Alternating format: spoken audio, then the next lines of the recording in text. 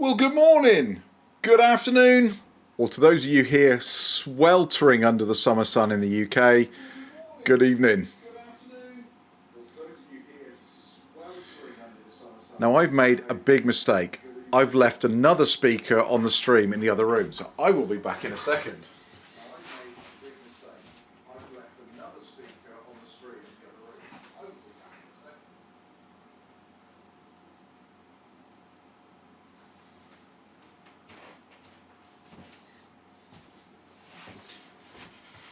So you really can't get the staff these days. I'm going to have to take myself outside and have a good word with myself.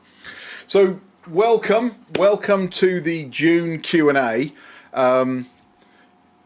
Two things will happen today. One, we will either run out of power, and I'll explain that in a moment, or two, I will melt because it is incredibly hot in this room.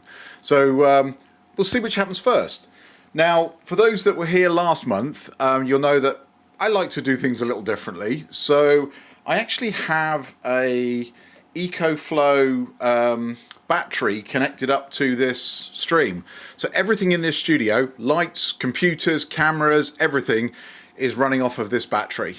And it's actually been running now for the best part of 2 hours. So we've still got 70% left. So we will see. We should get to the end of the stream. In fact, looking at that, we've got 3 hours and 45 minutes. And you will be sick of the sound of my voice in 3 hours and 45 minutes.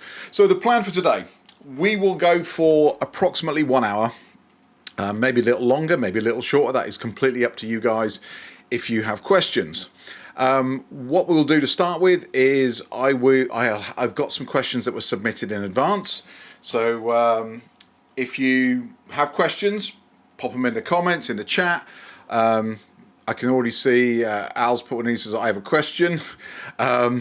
So if you have a question, if you can put question or Q in front of it, it'll just help me sort it out when I'm looking through all the comments. But if not, don't worry about it. So I say some people have submitted a few questions in advance, so we will start with those, and hopefully that will stimulate some conversation as we go along. So with that, let's dive into the first question, which is, whatever happened to vehicle to home charging? Is the tech really that complicated? Are the trials going to be published? I think Loughborough and Sheffield unis are involved, and I think it was funded by taxpayers. So vehicle to home, vehicle to grid, vehicle to load, vehicle to X, I think they just call it now. It's a myth. Right now, there are people who are on this channel who have vehicle to home systems. They've been part of trials, but there isn't a generally commercially available system that you can go and buy today. You can get involved in some of the trials. Nissan have been running some. So if you have one of the more modern Leafs and just one of the, I forget what they call them now. There's a special type of inverter that goes on the wall, and just put that in the on the side of your house, plug it in, and it just works. So bear with me 1 second. So yeah, I mean, I did a whole video about this about 6 months ago, and ultimately vehicle to grid requires two things to work together. It requires somebody to build an inverter that will sit on your wall that lets you plug your car in and communicate with the car. And then once it's communicated with the car, to open up the channel for the energy to flow and then convert the DC from the car into AC to supply your house. The challenge here is the companies that produce those generally aren't car companies, and the companies that produce cars generally aren't interested, to be honest. I speak to the guys at the local Tesla dealership and say, any news on when it's coming? And they're like, we haven't heard anything.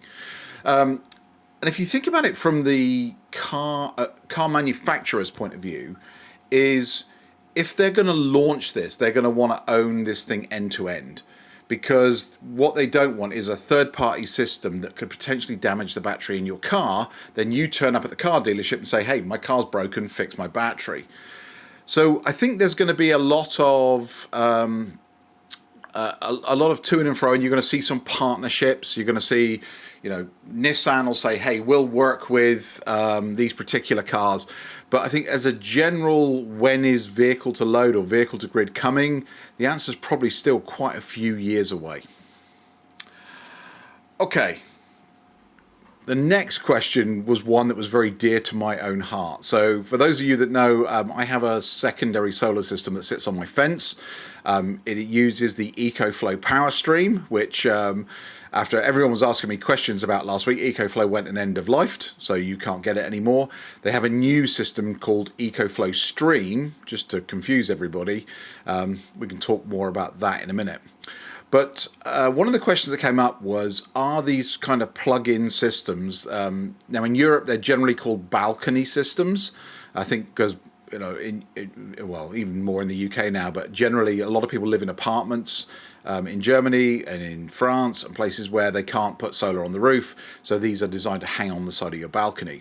And if you look at all the adverts, they generally show them on a deck, on the side of a house, or hanging on the edge of the balcony. But all of these systems are designed to just plug into a standard European plug socket.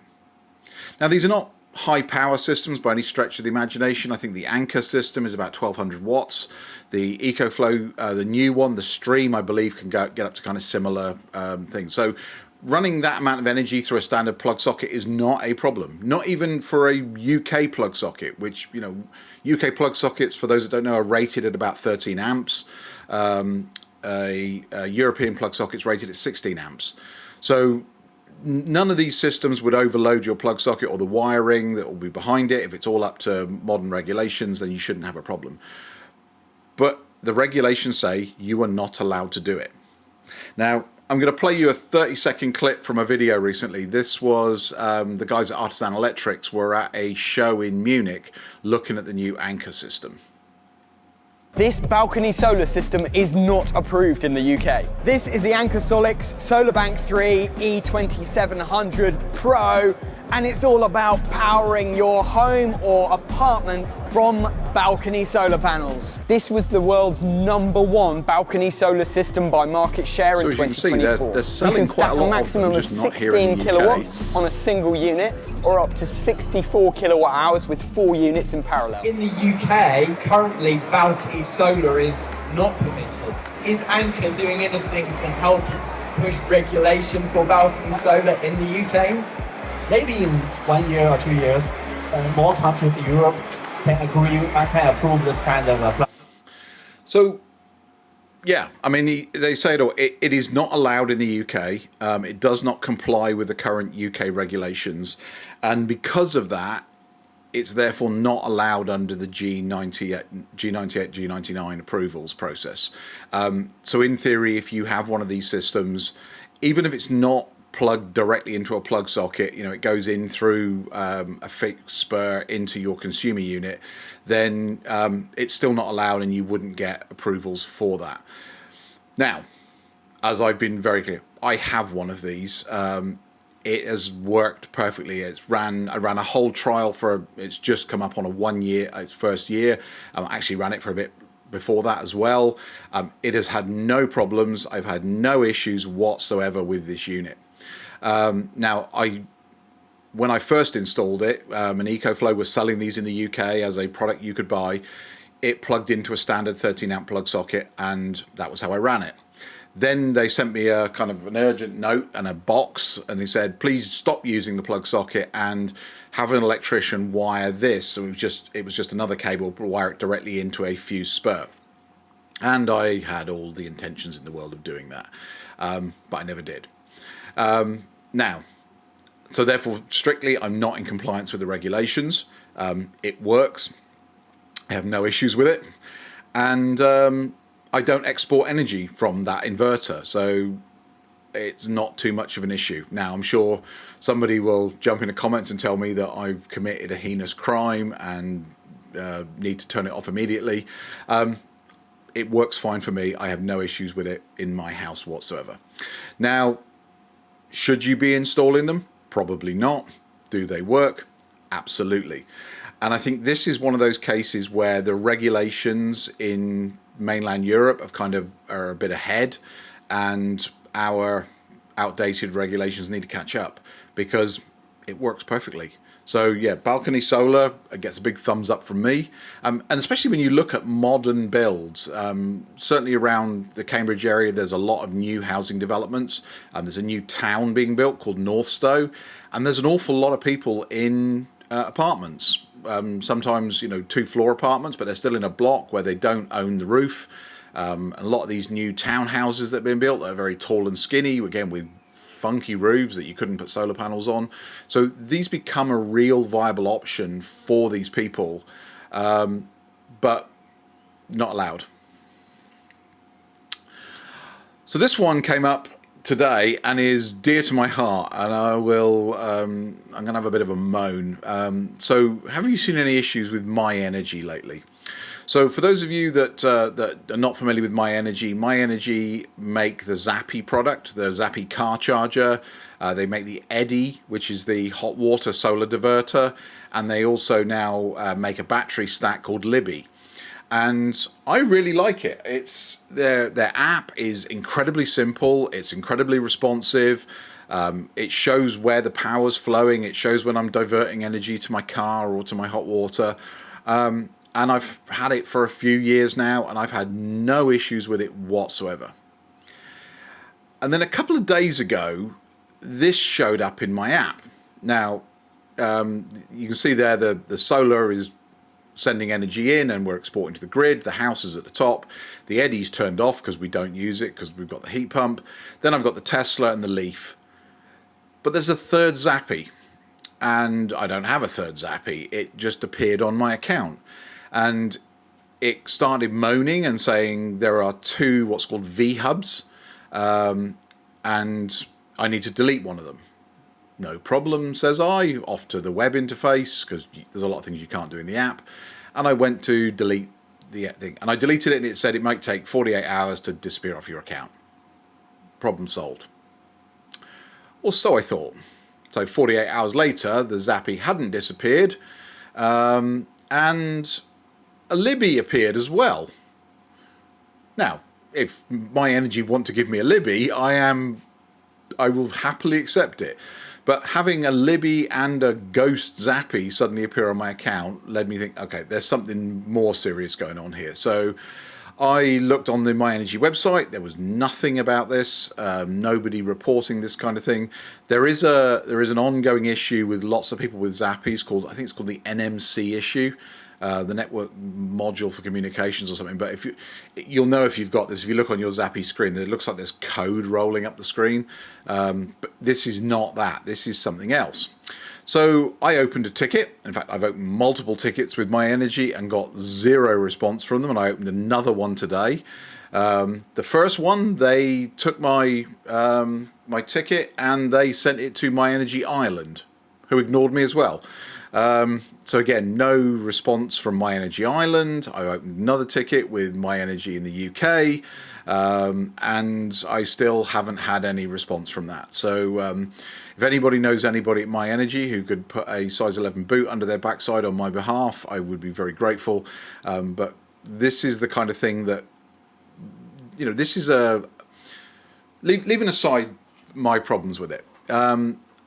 That Myenergi are a success story. They're a British company that basically started from scratch and, you know, is doing everything they can to build their products here in the UK.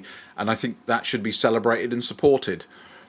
But if your customer support isn't up to snuff, it doesn't matter how good your products are. People are going to go elsewhere. So come on, Myenergi, act together, please. Okay, number 4. This was. So for those that don't know the background to this, there is a big announcement coming from the British government in the next, supposedly next month. They've been promising that Ed Miliband will be making a speech in June. There's a whole sort of thing about zonal pricing. But one of the ideas that's been put forward, because everyone's up in arms about the green levies. It's the green levies that are pushing up our energy bills. It's got nothing to do with everything linked to the price of gas. Is should we think about shifting the green levies from electricity to gas? And that's actually an interesting idea. Now, again, I'm going to put my hand up and say I'm completely on board with this because I use almost minimal gas and looking to get rid of the last bit of my gas this year. So yes, I'm very happy if they move the taxes from electricity to gas. But when you think through what are the government trying to achieve here? They're trying to incentivize people to change their behavior. And the way you incentivize people to change their behavior is by making non-compliance with the behavior you want cost more. The best example of this is the consistent adding of tax to smoking. When you look at the number of people who smoke today compared to the number of people who smoked 20 years ago, it is significantly less. Now, there are going to still be diehards who, no matter what you say, are going to continue to do what they've always done. But the vast majority of people, once things reach an uncomfortable level of it's too expensive, they stop doing it. So yeah, I think if the idea is to decarbonize our grid, it's to get people to move to electrical heating and hot water, then we will see. We will see what happens. I honestly don't think that they will. They'll do anything. I think they will do the absolute bare minimum to maintain the status quo, but we'll see. Anyway, enough of that. Let's jump into some of your questions. So let me have a scroll back here. So one of the nice things I can do to make things a little bit easier to read is where's the sun gone? Down about 30% so far this month.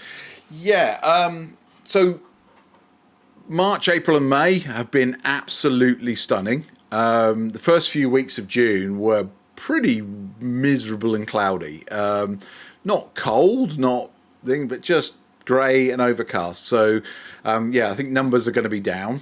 And when I look back historically over, what happened to the sun in June, June generally is never as good as you hope it is going to be. And June and July, we certainly here in the UK, we always get a bit of rain because it's Wimbledon. The tennis season starts as soon as we get a bit of sunshine at Wimbledon. It's got to rain because that's the only way they can get Cliff Richard out of retirement to come out and sing to the crowd. So yeah, June and July, the weather can always be a little bit changeable. It has got an awful lot better in the last couple of days. One of the reasons I'm sitting in here sweltering is it is 30 something degrees outside, 29, 30 degrees, and it is 7 o'clock at night. So for those of you that know my two dogs, Yogi and Bear, yeah, they're struggling. This heat is really sort of flooring the pair of them. But we'll see. Well, I'm confident that certainly with my system, I'll hit about 1 megawatt this month. Maybe not quite as good as what we did in May, but I'm hoping for at least 1 megawatt of energy generated this month. Let's have a look here. Steve. Okay, so here we go. Have you noticed any solar generators drop with the high temperatures? Is there no effect on the batteries?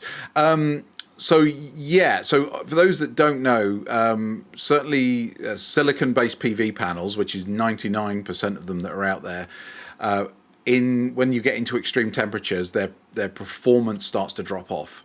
I haven't noticed anything certainly when I look back historically. My generation peak is around about 6.3 kilowatts, and I'm hitting 6.3 kilowatts at the height of the day. So I haven't noticed anything. Again, if we trawl the data, there's probably an indication in there. Now, I have got a friend who lives in Colorado, and he lives at altitude. So it'd be interesting to take a look at his data. I might see if he'll share some of that with me to see, because he's in one of the sunniest parts of the UK. He's certainly living, a mile above sea level. The clouds generally are below him, so he gets a lot of good sunny days. So it'd be interesting to see. Now, when I spoke to him a while ago, he was actually thinking about maybe installing like a sprinkler system to cool the panels off to try and make them a little bit more efficient. But be interesting to see what his data is. With the batteries, I haven't seen any effect on them, and the main reason is the batteries basically are full by 5:30 in the morning. I took a screenshot the other day. I'll see if I can post it somewhere, maybe on the community tab.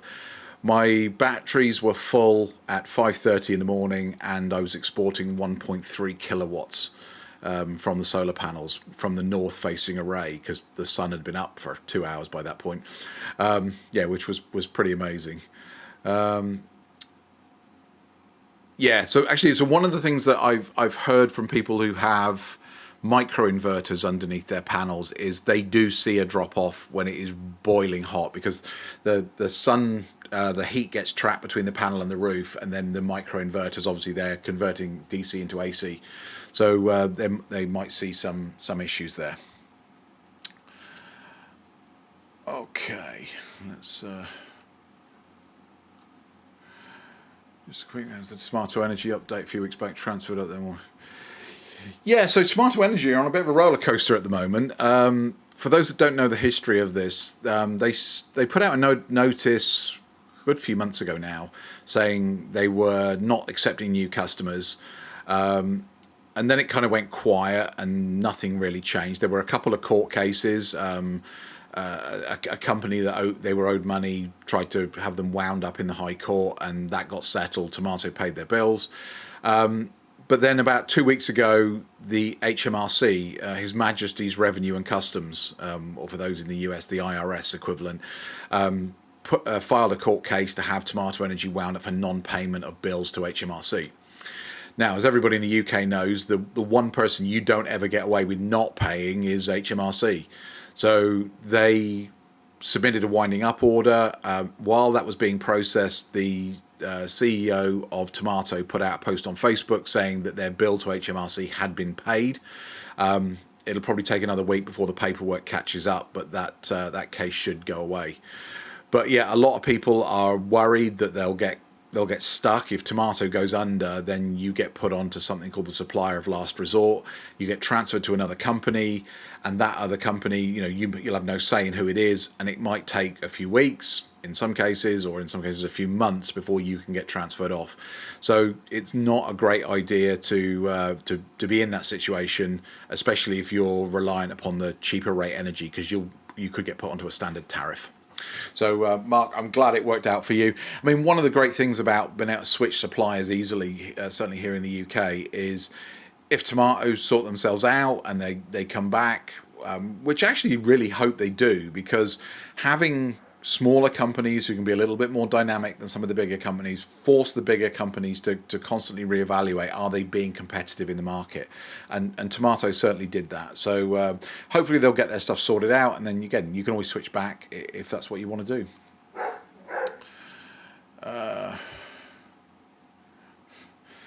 Luke says, shut up about Ed, thanks. I'm assuming you mean Ed Miliband. Unfortunately, whether you like Ed Miliband or not, he is the energy minister, and he has an awful lot of sway over what goes on in this country. Dylan says, I have an Enphase system installed. I think it's a really good system, but why does it? I don't want to talk about. No, actually, so I have a plan. So my friend who was talking about, who lives in Colorado, he's actually been in a position that I know a lot of people are envious about, in that he lived in Texas, which you would think is like the sunniest place in the world. He lived in Texas, had a solar edge system, moved to Colorado, and then had the chance to do it all again. And he didn't pick solar edge, he actually picked Enphase. And so, my plan is to get him on here, and we can actually have a talk about it. And I'd like to understand, what it is, why did he choose to go to Enphase? Everything I've heard about Enphase systems are absolutely great. For those that don't follow Tim and Kat, so Tim and Kat's Green Walk, just do a search for that on YouTube. Tim's actually running a trial right now where he had two very small systems put up on two different aspects of his roof, but both facing in the same direction, and he did half of it with Enphase and half of it with a string inverter, and the Enphase system seems to be producing about 5% more.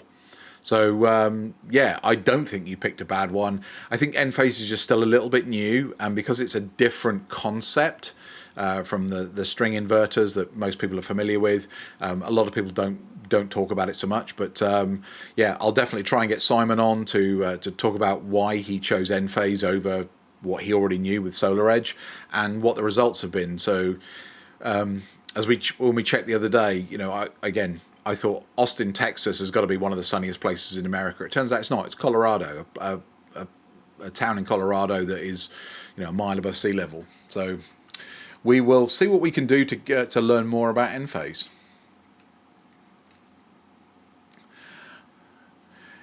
Yeah, you're not that far from me. June and July, like I say, we've got to keep Cliff Richard in. We're giving him something to do for the summer, so yeah, he can do it when it rains. Kevin, question: would you suggest people still consider 15p export when calculating payback on use? So this is a difficult one because we get 15 pence per kilowatt hour for exporting energy right now. For those that have been on Octopus's outgoing tariff for a while, you'll know that when you finish your fixed 1 year contract, they've been moving everybody to a variable contract. Now, there's no difference. You still get your 15p, but you don't get the guarantee that it will always be 15p for the next year.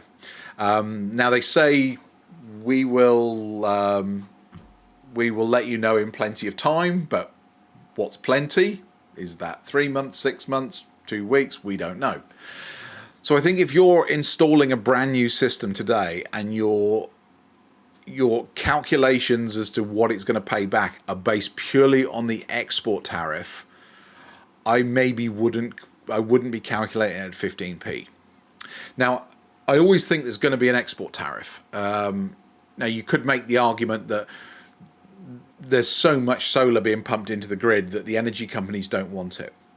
But the way export energy works isn't the same as energy coming from a power station. So the way Octopus and Tomato and Eon and others get their energy is they go onto the energy market and they buy energy in bulk, usually in advance from an energy supplier, whether that be a nuclear power station, gas-fired power station, whatever it is. And then they hope you use it up because they've already paid for it. And if they don't use it up, then it's a waste of money. When you export your kilowatts out of the cable that runs out of your house, the people that are using it are probably within 2 or 3 doors of your house. So although they have to give you 15p a kilowatt for it, they can guarantee pretty much that kilowatt will get used and it will get used locally. And for them, you know, the costs, especially if it's an Octopus customer exporting and an Octopus customer importing, it's moved some numbers around in a spreadsheet. I'm sure it's more complicated than that, but that's basically what they've got to do. So their cost to deliver that kilowatt is a lot less than if they have to buy it from a power station. Now, will that continue forever? I very much doubt it. As more and more solar comes online, I was driving around where I live just in the last couple of days. There's 2 or 3 solar companies, people getting panels put on. As that number goes up, the amount of excess solar that gets put out onto the grid goes up. You know, we've all seen the big solar farms that are going up. All of this continues to put price pressure. So the price will probably go down. So what it will go down to, I don't know. I hope it's not too much below 15 kilowatts. But I think if you were building a system today, I would work on a strategy that will your system still pay for itself, even if the export goes away almost completely? Let's say they pay you 5 pence a kilowatt hour. Can you make it work for that? Obviously, it would mean things like solar diverters suddenly become a lot more popular again. So the ability, like the Zappi charger, to put energy into a car, to put energy into hot water, to have a battery storage system to be able to suck that energy up and use it later. All of those things need to be factored into your thinking around, you know, how is this system going to pay for itself? Because 15p might not be around forever. Now, we have had a first indication that things might be changing. In fact, we've had 2 indications, or two things that, you know, if I read in the tea leaves right, kind of point me in this direction. The one is the Octopus Flux tariff. So Flux is an odd tariff in that it has 3 levels. It has kind of like a base level, it has a cheap rate, and it has a very expensive rate. and the export on flux follows the shape of the graph. So when it's cheap, the export is a low amount of money. When it's high, the export is a high amount of money. But what they've done recently is they've reduced, it used to be a couple of pence difference, they've actually reduced that export number quite significantly. I think it's down to about 10 pence now, so it's actually worse than outgoing octopus. That might be the first indication that they're starting to adjust their figures to make it work for them. The second thing, for those that are on octopus, and you got the kind of cryptic email from them the other day about free energy is coming during the summer when there's lots of solar around. If they're getting to the point where they're going to have to start giving energy away because they've got too much solar, might mean that they're thinking about they might think about dropping the export price. Now they might put the export price onto something like Agile and say when we've got a lot of excess energy, the price is really cheap. When we haven't got anybody, we'll pay more for it. There is a tariff called outgoing Agile. I don't know anybody who's actually using it because the numbers just aren't great. It's much easier to calculate if you've got a fixed export at 15p. Anyway, enough of that one. Stephen said I get about 7.4 in April on cool days. Yeah, I think the panels definitely do trap a lot of heat behind them, and if your inverter is behind your panels, and again, I've seen the same. So I'm on a string inverter, but I do have the what do they call those things? The Solar Edge little boxes. Name's gone completely out of my mind. That help manage the panels on an individual basis. I haven't seen any drop off with those, but I have heard from people with micro inverters that they do see a little bit. So yeah, if you're seeing 7.4 in April on cool clear days, and 6.4 now, it could be a heat issue. The other thing that I have heard somebody make a complaint about, and that was if you've got bird protection on your panels, there's basically two types. There's the wire mesh, which I've got, which lets heat get out from underneath. Then there's the one that looks a lot nicer, which is like a metal sheet that runs around the edges, and it does have some holes, but obviously it can't dissipate heat anywhere near as quickly as a wire mesh could. So again, if you've got those kind of bird protection on there and you've got a way to monitor the temperature under your panels, then it might be worth doing. Obviously climbing up on the roof's not a great idea, but one of the things you might be able to do is go up into your attic. If you can get a little temperature probe, find where the DC cables go through the flashing and see if you can wiggle a temperature probe up behind the panels and just see how hot it's getting up behind there.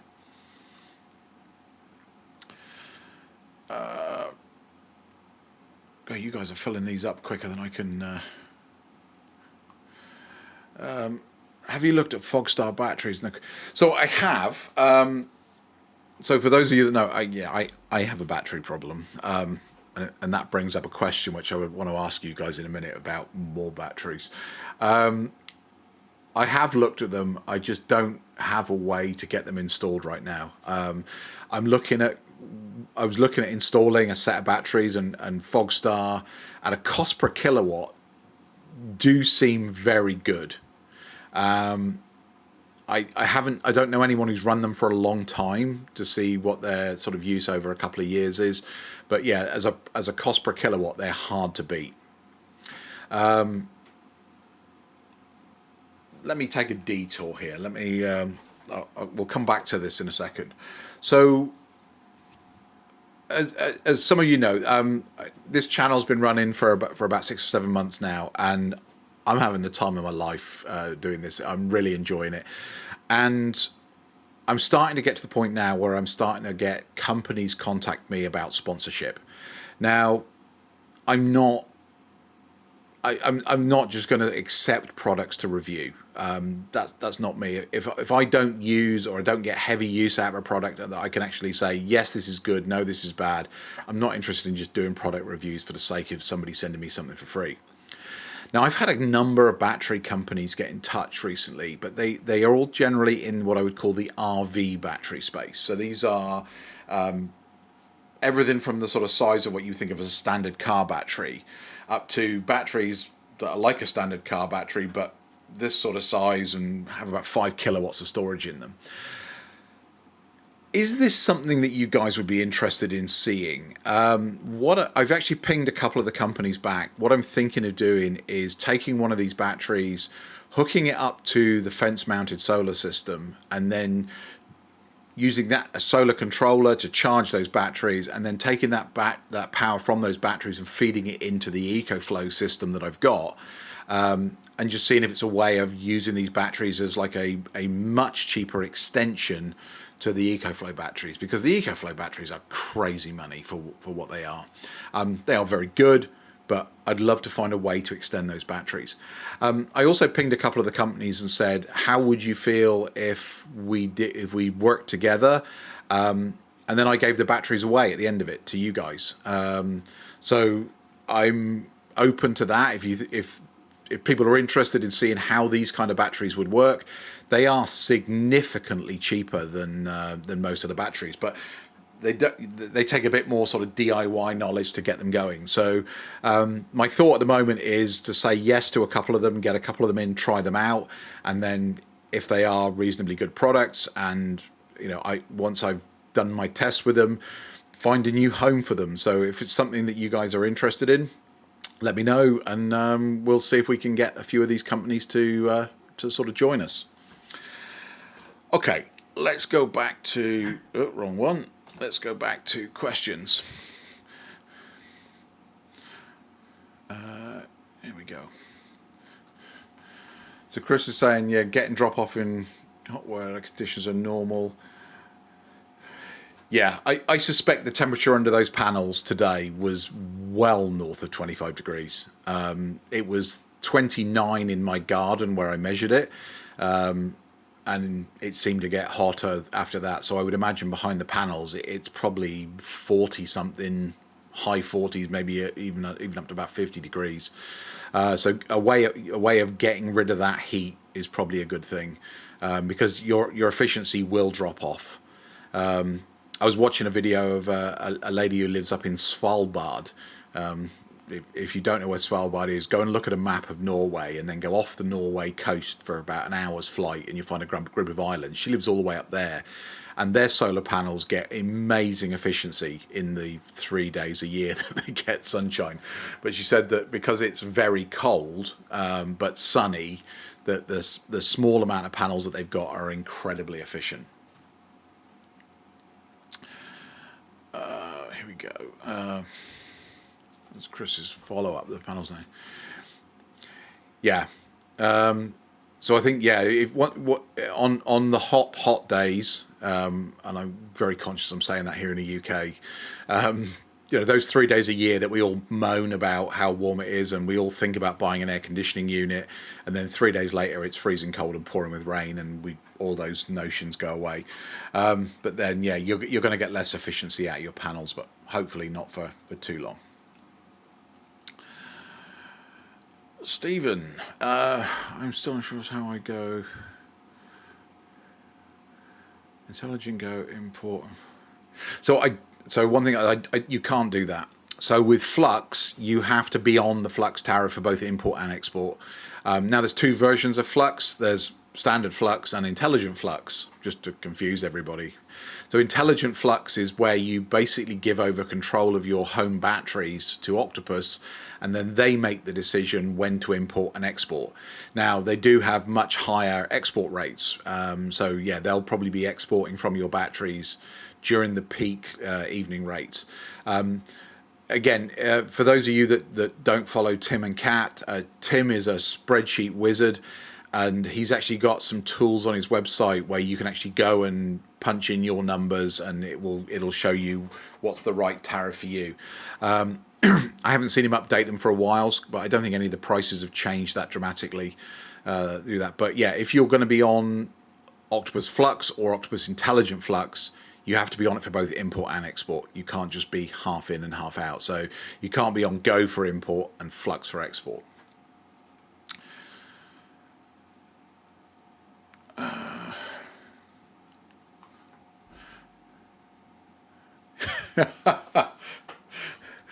So yeah, so for those 3 days a year, we're the same. We have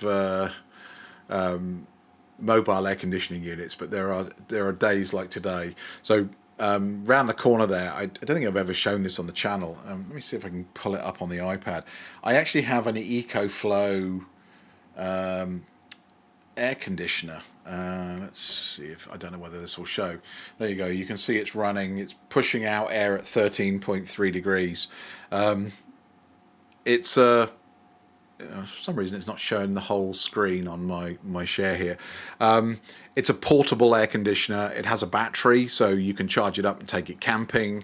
I absolutely love it. For my office, it's great.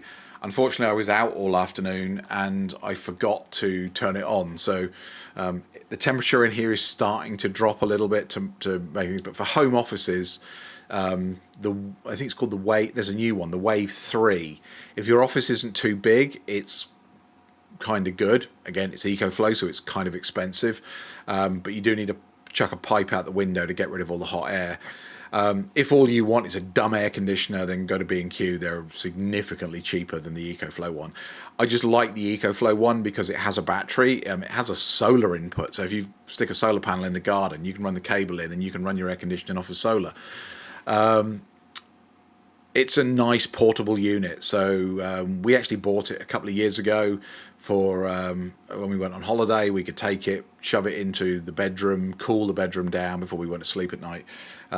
It's a nice unit, but a bit overpriced, to be totally honest.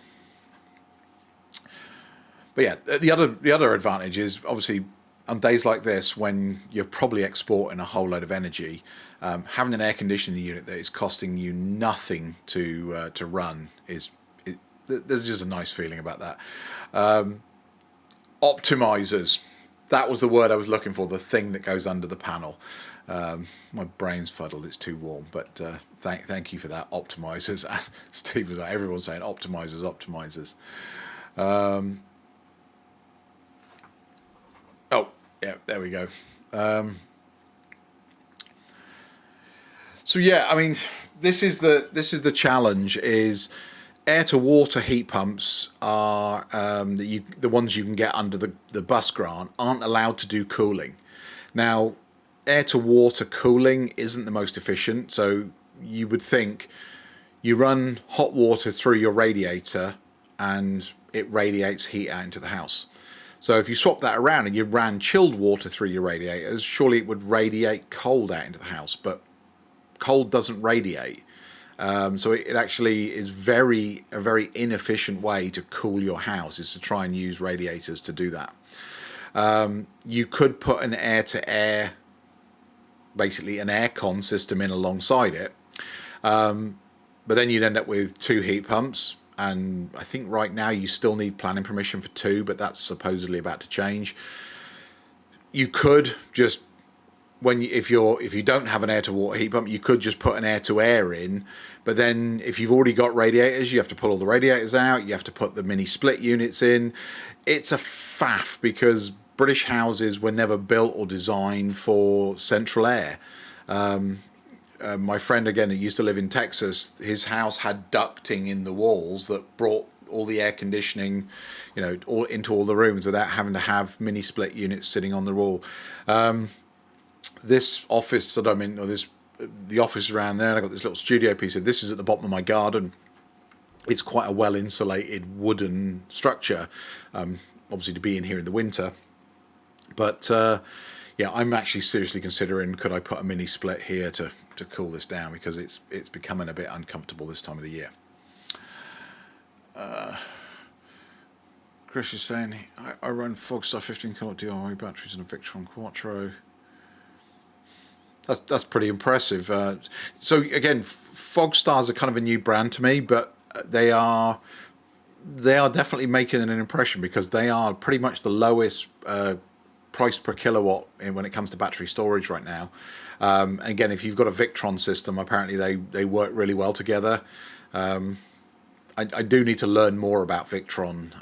Every time I look at it, I just see blue boxes, and I'm never sure quite what blue box does what. So I probably need to go and watch a few YouTube videos on it. Jabba T Spud. Oh, you're in Arizona. So 105. So we're actually not that far behind you. We're in the 90s today. But yeah, clear skies, 60 kilowatts a day. So it seems strange because Arizona, you're actually a lot further south than we are here in the UK. To give you a point of reference on the North American continent, where I live in the UK, if you follow the lines of latitude round, we're in the Hudson Bay in Canada.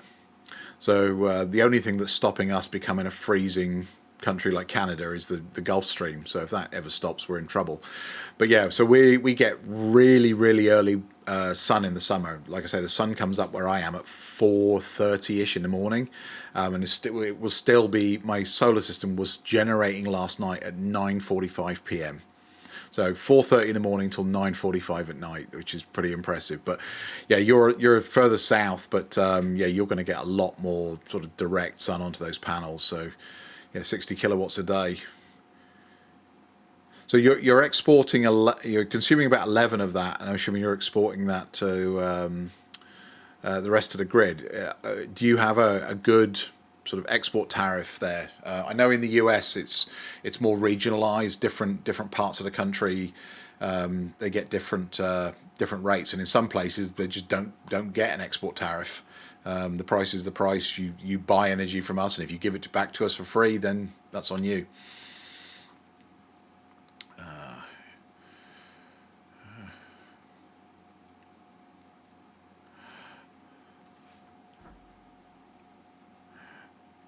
Yeah, it's keeping a place cool. So I'm assuming you're on an air-to-air system there. Yeah, this is the surprising thing. I don't know why, but I was always kind of under the impression that air conditioning used massive amounts of electricity. The little unit that I've got running away around there, it averages at about 600 watts. Now, again, not the biggest unit in the world, not the most efficient unit in the world, but even our bigger system that we take into the house in our conservatory or sometimes to cool our bedroom, that uses about 1100 watts when it's running. So relatively, I was going to say efficient, but I don't mind spending that much energy to run it, put it that way.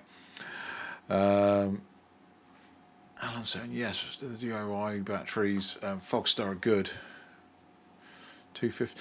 So yeah, I'm gonna have a look at these batteries in a bit more detail. But certainly the DIY batteries, they're piquing my interest because one of the companies they had a 5 kilowatt battery. Now imagine a car battery, so same kind of terminals on it.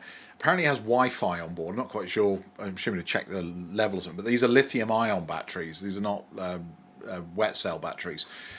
But just imagine taking that block that we're all used to that goes under the bonnet of a car and just stretching it.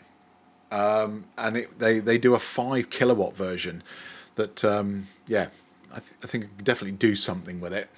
But again, I'm under strict rules with the wife now. No more battery. Or at least I'm not paying for them. No more batteries. She saw the video where I confessed to how many batteries I had and went, I haven't seen at least 2 of those.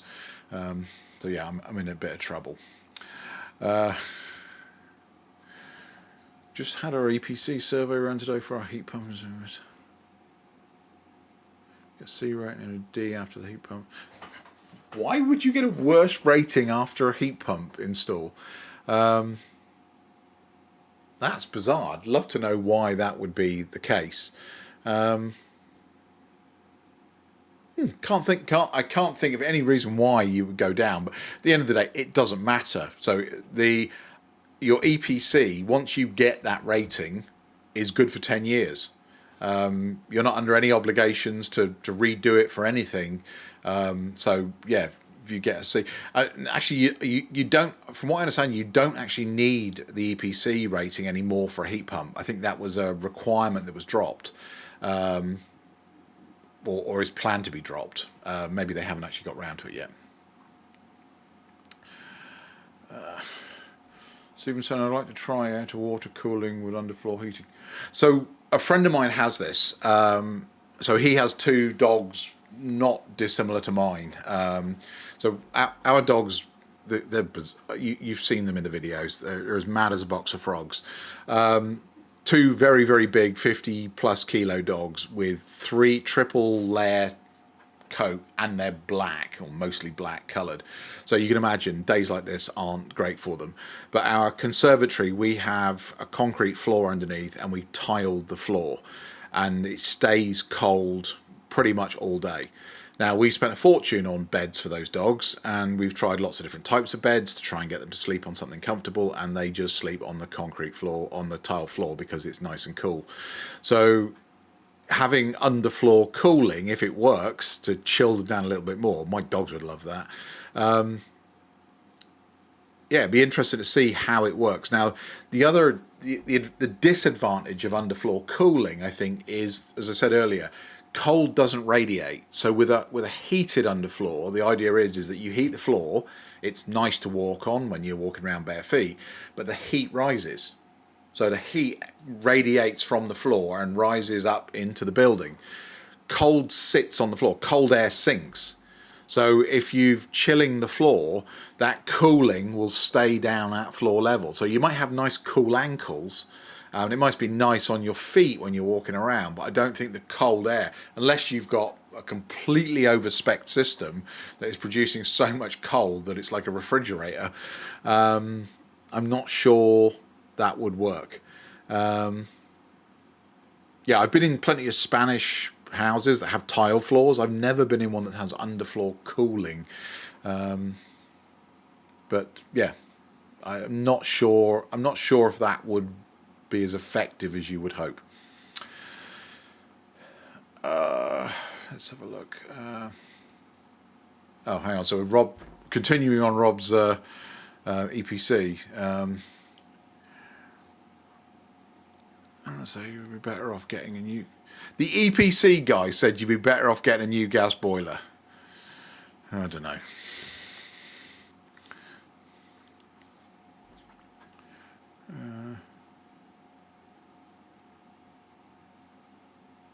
So question on that. So what's the pitch like on your roof? Are you very flat or a very steep roof? I can't imagine you've got alpine style roofs in Arizona. But the one thing I've heard is that places where it snows a lot and you generally have the steeper alpine style roofs, they're good on hot days with solar panels because the air basically, as we were talking about, hot air rises, goes up the back of the panel and escapes out the top into the air. So yeah, interested to know what your roof pitch is like on those.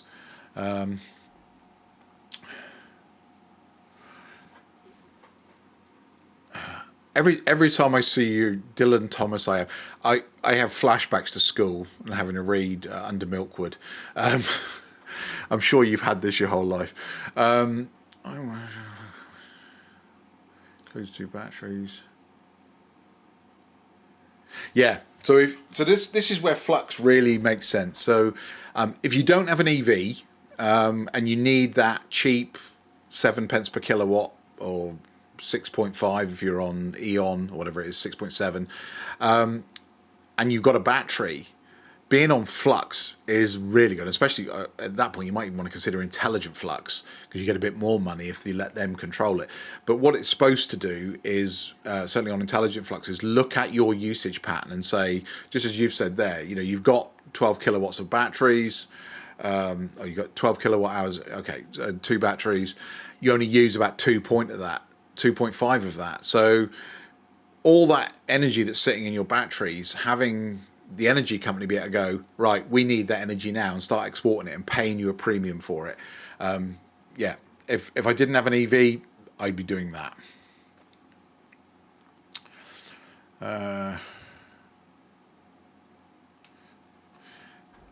Chris is saying at the moment EPCs don't favour. Yeah, so actually when I had mine done, the lady who came round to do it, she was a bit of an eye opener in that she showed me all the forms. She said I can do this 2 ways. She says you can either come round with me if you want. She said it'll probably take me a bit longer, or I can just do it and I'll explain everything to you afterwards. So I said to her, you go do your thing, and she came back and she said, I'd love to be able to give you credit for batteries. I'd love to be able to give you credit for the fact you're going to get a heat pump. She says, but none of those are on my form that I have to fill in. So I think the tech hasn't quite caught up with the EPCs yet. But I can't imagine why, unless they're somehow saying, you know, gas is free and electricity's not. It makes no sense to me. Generators. Yeah, that's. Are you getting paid for those 1,550? I hope so. Yeah, I mean, even here in the UK, the sunny UK, that we get 3 days a year. As I keep telling everybody, we get 3 days of summer every year. We've had 3.5 months of it now, and the summer's only just about to start. I think it's, where are we? Next week. Maybe the end of this week, 21st of June, the summer officially starts. Yeah, I've been exporting a megawatt hour for the last 3 months, so that's it's always good, especially if you're getting paid for it. Dylan says, yes, I get it all the time. So with a name like Tracy, I feel for you, because trust me, growing up with Thunderbirds being on the TV, you know, obviously I'm John, Thunderbird 5. My brother is Alan, Thunderbird 3. You can imagine things. And my uncle, Richard, otherwise known as Dick Tracy, yeah, you can imagine we got it all as well. So I feel for you, Dylan. Okay, it looks like we've reached the end of the questions. How's that for perfect timing? We're 3 minutes to the top of the hour. So I think at that point we'll call it, because I am starting to melt, even though that that air conditioning unit's is trying to keep up with the heat. So I appreciate you all joining. I hope you got something out of this. Apologies for pushing the time back an hour. I actually booked my wife's car in for a service at 9 o'clock this morning, and then they told me, oh no, we're not doing it until 3 in the afternoon. So I had to rush and go and pick the car up and bring it home. So that was the reason for pushing it back an hour, but hopefully that didn't inconvenience anybody too much. With that, I am going to sign off, and hopefully I will see you all real soon for another video. Take care, guys, and thanks for joining. Bye bye.